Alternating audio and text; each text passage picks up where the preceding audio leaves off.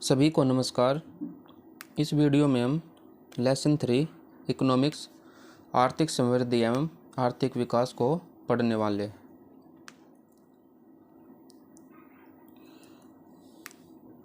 सामान्य परिचय। किसी भी अर्थव्यवस्था में संसाधनों के आवंटन की सफलता के मूल्यांकन की सर्वाधिक मौलिक माप आर्थिक समृद्धि है। सभी राष्ट्रीय आय, सकल घरेलू उत्पाद, प्रति व्यक्ति आय जैसे आर्थिक समृद्धि के संकेतकों को मापने हेतु विभिन्न आंकड़ों का विश्लेषण करते हैं। समृद्धि और उत्पादकता से आगे बढ़कर कुछ अर्थशास्त्री यह तर्क देते हैं कि राष्ट्र की अर्थव्यवस्था का अनुमान लगाने में प्रति व्यक्ति आय, लोगों का जीवन स्तर, मानवीय विकास, आय के वितरण की माप, शिक्षा तथा साक्षरता दर, जीवन प्रत्याशा, पोषण का स्तर, स्वास्थ्य सेवाएं, प्रति व्यक्ति उपभोग वस्तुएं, लोगों में खुशहाली का स्तर आदि महत्वपूर्ण भूमिका निभाते हैं। इसके अलावा देश को अन्य सामाजिक आवश्यकताओं पर भी ध्यान केंद्रित करना चाहिए, जैसे न्याय की सुनिश्चितता, सांस्कृतिक विकास, पर्यावरण की धारणीयता आदि। किसी भी अर्थव्यवस्था में हो रही आर्थिक क्रियाएं दीर्घकाल में दो प्रकार के परिवर्तनों को जन्म देती हैं: आर्थिक समृद्धि एवं आर्थिक विकास।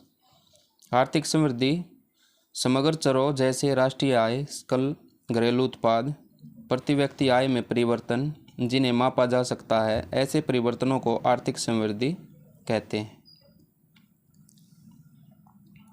नेक्स्ट है आर्थिक विकास। आर्थिक समृद्धि से संबंध परिवर्तनों के साथ जब हम अर्थव्यवस्था में गुणात्मक परिवर्तनों व मानवीय सरोकारों जैसे कारकों को भी सम्मिलित कर लेते हैं तो इसे हम आर्थिक विकास कहते हैं।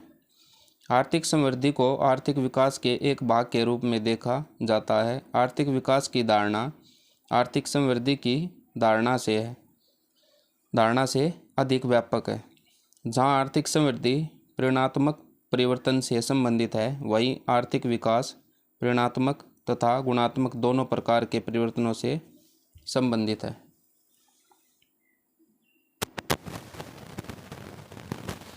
आर्थिक समृद्धि वस्तुनिष्ठ है जबकि आर्थिक विकास व्यक्तिनिष्ठ है। आर्थिक विकास तभी कहा जाएगा जब जीवन की गुणवत्ता में सुधार हो। आर्थिक समृद्धि चाहे कितनी भी महत्वपूर्ण क्यों न हो, पर यह स्वयं में साध्य नहीं हो सकती। आर्थिक विकास के लिए आर्थिक समृद्धि आवश्यक है तथा यह आर्थिक विकास की प्राप्ति में मददगार सिद्ध होगी। परंतु आर्थिक समृद्धि की तीव्र दर आवश्यक रूप से यह सुनिश्चित नहीं करेगी कि आर्थिक विकास भी ऊंचा है। आर्थिक विकास का प्रमुख लक्षण कुपोषण, बीमारी, निरक्षरता, बेरोजगारी, विषमता आदि को प्रगतिशील रूप से कम करना तथा अंतिम रूप से समाप्त करना है। आर्थिक विकास एक विस्तृत अवधारणा है जो अपने में आर्थिक समृद्धि, सामाजिक क्षेत्र विकास तथा समावेशी विकास को सम्मिलित किए हुए हैं।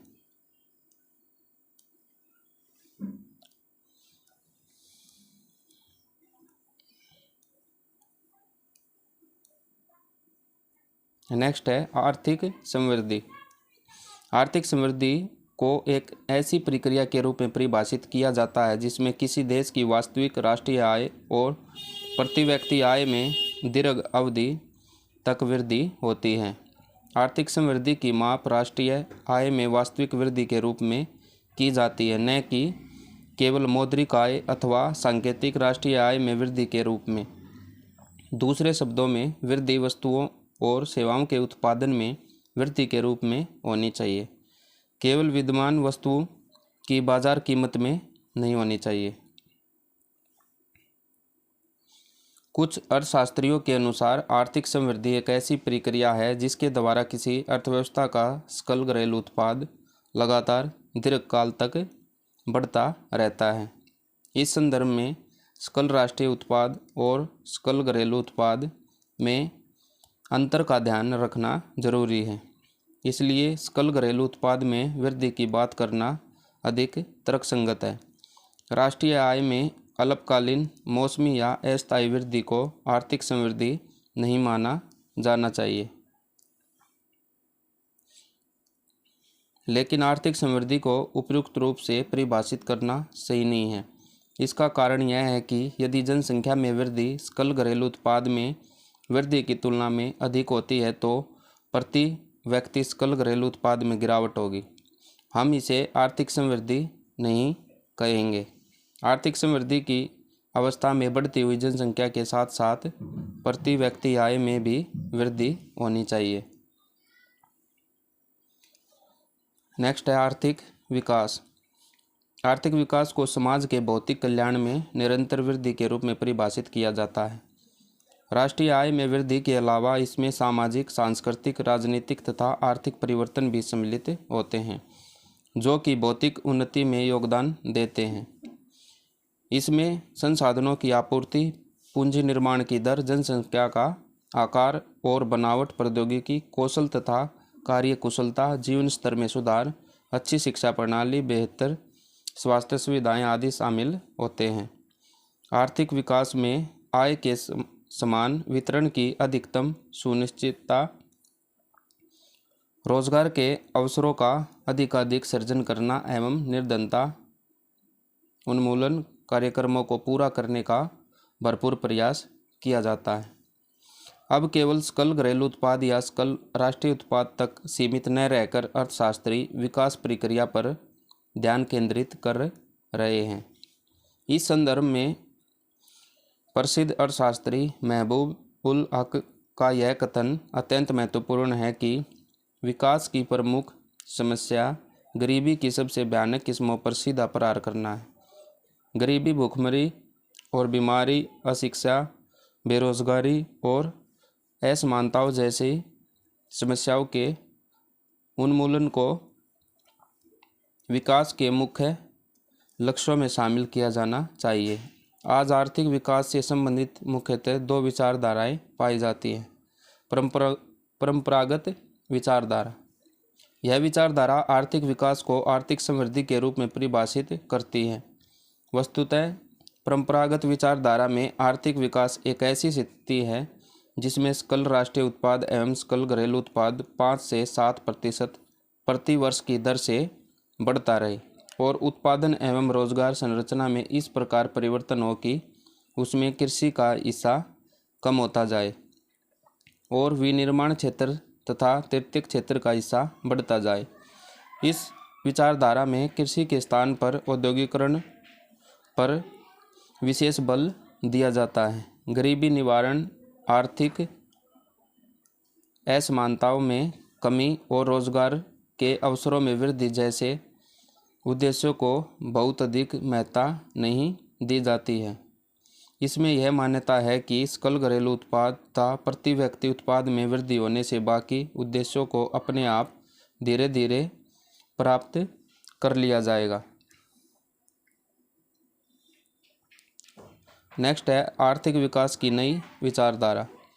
8वें दशक में आर्थिक विकास की संकल्पना को पुनः परिभाषित किया गया और आर्थिक विकास का मुख्य उद्देश्य गरीबी, असमानता और बेरोजगारी के निवारण को रखा गया। इस दौर में पुनर्वितरण के साथ समृद्धि का नारा दिया गया। इस संदर्भ में चार्ल्स पी किंडलबर्गर और ब्रूस हैरिक का यह कथन महत्वपूर्ण है। आर्थिक विकास की परिभाषा प्राय लोगों के भौतिक कल्याण के सुधार के रूप में की जाती है। जब किसी देश में खासकर कम आय वाले लोगों के भौतिक कल्याण में बढ़ोतरी होती है तो जनसाधारण को अशिक्षा, बीमारी और छोटी उम्र में मृत्यु के साथ साथ गरीबी से छुटकारा मिलता है। किसी देश के आर्थिक विकास के मापक के रूप में हम वास्तविक प्रति व्यक्ति आय को ले सकते हैं।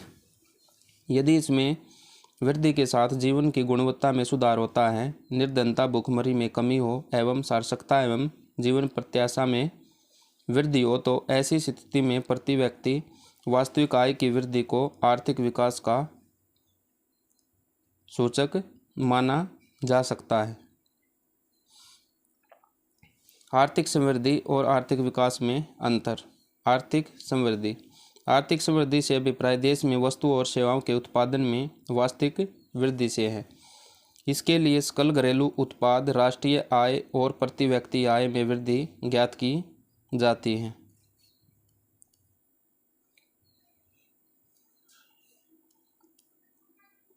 आर्थिक विकास में आय, बचत एवं निवेश में परिवर्तनों के साथ साथ एक देश के सामाजिक और आर्थिक ढांचे में प्रगतिशील परिवर्तन भी शामिल है। इसमें संस्थागत और प्रौद्योगिकी परिवर्तन एवं सामाजिक आर्थिक परिवर्तन शामिल होते हैं।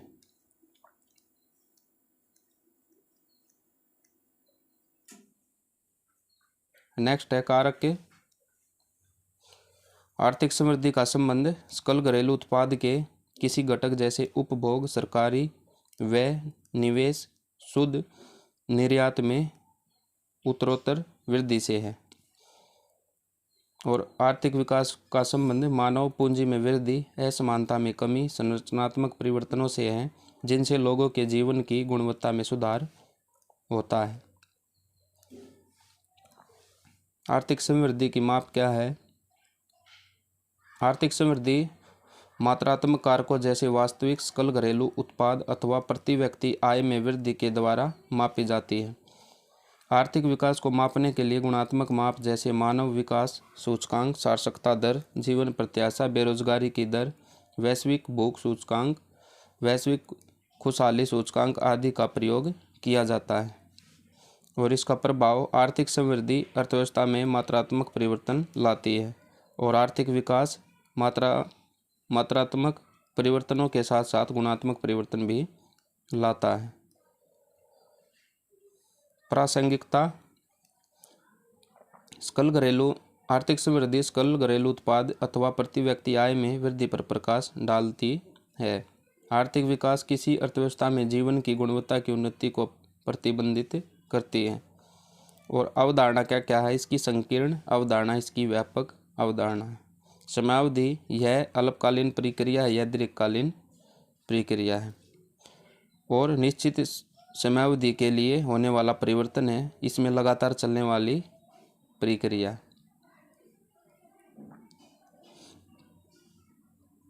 प्रक्रिया का स्वरूप, इसमें स्वचालित प्रक्रिया, इसमें निर्देशित प्रक्रिया है। अंतरपीढ़ी एवं अंतरपीढ़ी साम्यता के मुद्दे। वर्ष 1991 के आर्थिक सुधारों के पश्चात देश की आर्थिक समृद्धि दर में वृद्धि सुधार देखा गया है। जहां उदारीकरण के पूर्व जीडीपी की उच्चतम वृद्धि दर 3.5% थी, तो वही सुधारों के पश्चात यह 9% के उच्चतम स्तर तक भी पहुंची है। किंतु पिछले 3 दशक में समृद्धि के समावेशी और विकास के संपोषणीय होने को लेकर कई प्रश्न उठ रहे हैं। उल्लेखनीय है कि समावेशी समृद्धि से तात्पर्य ऐसे आर्थिक विकास से है जो जनसंख्या के सभी वर्गों के लिए अवसरों का सृजन करके समाज के हर वर्ग को समृद्धि का लाभांश वितरित करती है। इसके तहत अंतरपीढ़ी के स्तर पर लैंगिक, वर्गीय, क्षेत्रीय या अन्य आधार पर कोई भेदभाव नहीं होता है।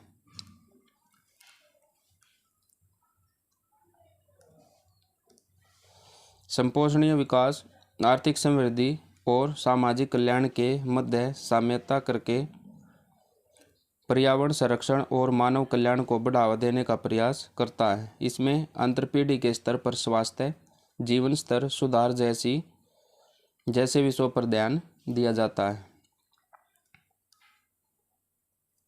अंतरपीढ़ी के स्तर पर साम्यता के मुद्दे। देश के सुदूर क्षेत्रों में शिक्षा के अवसरों की कमी, महिलाओं का विभिन्न आर्थिक गतिविधियों से अपवंचन और देश में आर्थिक अवसरों का असमान वितरण एवं बढ़ती बेरोजगारी और स्वास्थ्य संसाधनों तक सीमित पहुंच ग्रामीण क्षेत्रों में डिजिटल अवसंरचना की कमी, औपचारिक वित्तीय संसाधनों तक सीमित पहुंच। अंतरपीढ़ी के स्तर पर साम्यता के मुद्दे, पर्यावरण की उपेक्षा कर आर्थिक समृद्धि पर अधिक बल, वन संसाधनों का तीव्र और अंधाधुंध दोहन, जल की गुणवत्ता और उपलब्धता में कमी, अत्यधिक उपभोग की प्रवृत्ति। आर्थिक समृद्धि एवं आर्थिक विकास को प्रभावित करने वाले कारक। प्राकृतिक संसाधन, किसी भी अर्थव्यवस्था के विकास को प्रभावित करने वाले मुख्य कारक प्राकृतिक संसाधन होते हैं। प्राकृतिक संसाधनों में भूमि क्षेत्र और मिट्टी की गुणवत्ता, वन संपदा, खनिज एवं तेल संसाधन, अच्छी जलवायु, अच्छी नदी प्रणाली आदि सम्मिलित हैं। आर्थिक समृद्धि के लिए प्राकृतिक संसाधनों की प्रचुरता एवं उनका गुणवत्तायुक्त होना अनिवार्य है, लेकिन अच्छे प्राकृतिक संसाधनों की उपलब्धता आर्थिक समृद्धि के लिए आवश्यक शर्त नहीं है।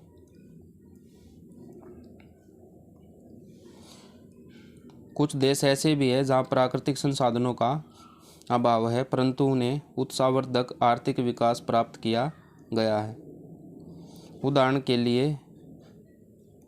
के लिए स्विट्जरलैंड के पास पर्याप्त प्राकृतिक संसाधन नहीं है और न ही भौतिक पर्यावरण अनुकूल है, फिर भी उस राष्ट्र ने काफ़ी उन्नति की है और वहाँ की प्रति व्यक्ति आय तथा संपत्ति अमेरिका, ब्रिटेन और जर्मनी जैसे विकसित देशों की तुलना में कम नहीं है।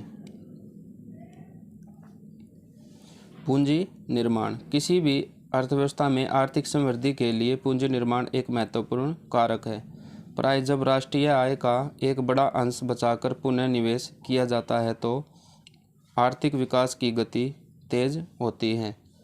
वस्तुतः पूंजी निर्माण एक ऐसी प्रक्रिया है जिसके द्वारा किसी समुदाय की बचतों को पूंजीगत वस्तुओं जैसे संयंत्रों, भूमि, मशीनों के निवेश के लिए प्रयोग किया जाता है, जिससे देश की उत्पादन क्षमता तथा श्रमिक की कुशलता में वृद्धि होती है तथा देश में वस्तुओं और सेवाओं के अधिक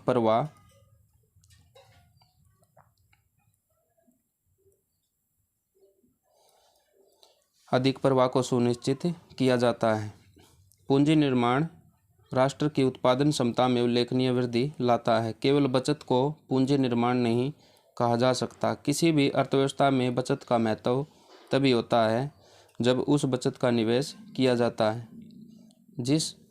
जिन देशों में पूंजी निर्माण की दर उच्च रही है उन्होंने अपेक्षाकृत तीव्र आर्थिक समृद्धि प्राप्त की है। भारत में 1970 के दशक में पूंजी निर्माण की दर सकल घरेलू उत्पाद का मात्र 15% थी, जबकि पिछले कुछ वर्षों के दौरान पूंजी निर्माण की दर 30% से अधिक है। पूंजी उत्पाद अनुपात, उत्पादन की प्रति इकाई पर लगने वाली पूंजी की मात्रा को पूंजी उत्पाद अनुपात कहा जाता है। उदाहरण के लिए, यदि 1 इकाई उत्पादन पर पूंजी की 3 इकाई लगे तो कहा जाता है कि पूंजी उत्पाद अनुपात 3:1 है। इसके 2 रूप हो सकते हैं, औसत और वर्तमान पूंजी उत्पाद अनुपात। औसत और वर्तमान।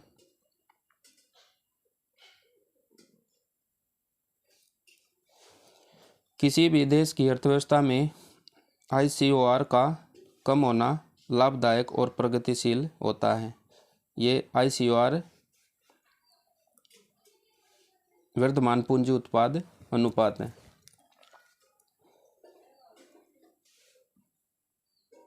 ऐसी स्थिति में कम पूंजी एवं निवेश से अधिक उत्पादन प्राप्त होता है। क्रय का विक्रय अधिशेष, किसी देश के आर्थिक विकास के लिए कृषि उत्पादन तथा उत्पादकता में वृद्धि महत्वपूर्ण कारक है, परंतु इससे भी अधिक महत्वपूर्ण है कृषि के विक्रय अधिशेष में वृद्धि। इस कृषि के विक्रय योग्य अधिशेष पर ही शहरी क्षेत्रों के लोगों का गुजर बसर होता है। ध्यातव्य है कि जैसे जैसे कोई अर्थव्यवस्था विकास पथ पर आगे बढ़ती है, शहरी जनसंख्या का अनुपात बढ़ता जाता है। जिससे खाद्यान्नों की मांग बढ़ती जाती है। इस मांग को पूरा करना भी आवश्यक है, अन्यथा विकास प्रक्रिया में बाधा आएगी। औद्योगिकरण की तीव्र वृद्धि दर।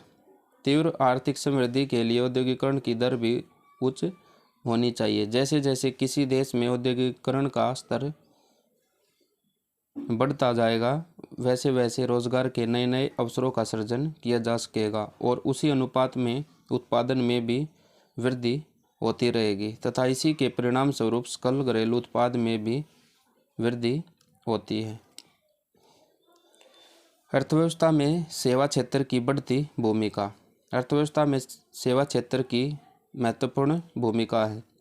वर्तमान में सेवा क्षेत्र भारत के सकल घरेलू उत्पाद में लगभग 50% का योगदान दे रहा है। सेवा क्षेत्र में रोजगार के नए नए अवसरों का सृजन भी होता है एवं इससे सकल घरेलू उत्पाद में लगातार बढ़ोतरी होती रहती है। तकनीकी उन्नति। आर्थिक समृद्धि को प्रभावित करने के लिए तकनीकी उन्नति अत्यंत महत्वपूर्ण कारक है। अच्छी तकनीक के प्रयोग से दिए गए संसाधनों की सहायता से अधिक उत्पादन करना अथवा संसाधनों की कम मात्रा से ही पर्याप्त उत्पादन करना संभव हो जाता है। तकनीकी उन्नति प्राकृतिक संसाधनों का पूर्ण प्रयोग करने की योग्यता में सुधार लाती है।